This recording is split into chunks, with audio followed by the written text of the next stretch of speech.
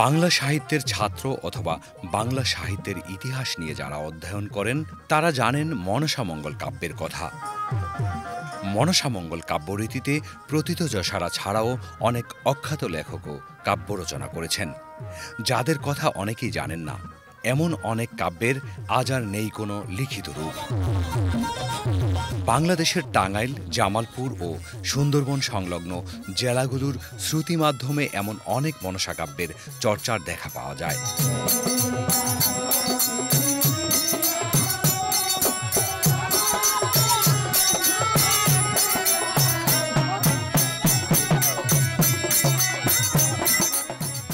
এসব কাব্যে রয়েছে বেহুলার জীবনগাথা, নদীবিধৌত ভাসান গান আর জীবন ও সমাজের সাথে সাপের সম্পর্কের কথা।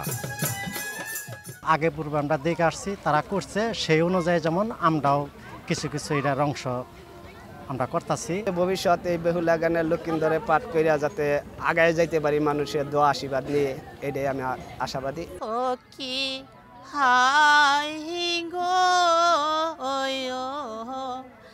কানসের পাতা পূজার লাগিয়া।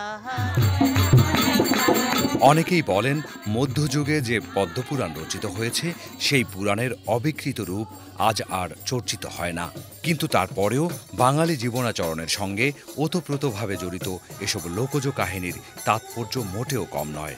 তুমি জাগো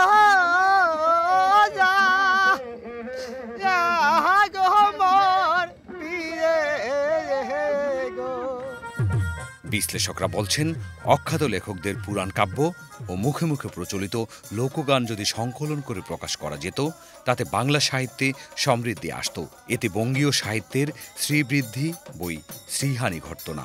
তাই সাহিত্যপ্রেমীদের জন্য অগ্রন্থিত পুরাণ কাব্যের সংরক্ষণ ও প্রকাশনা প্রয়োজন বলে মনে করেন অনেকেই।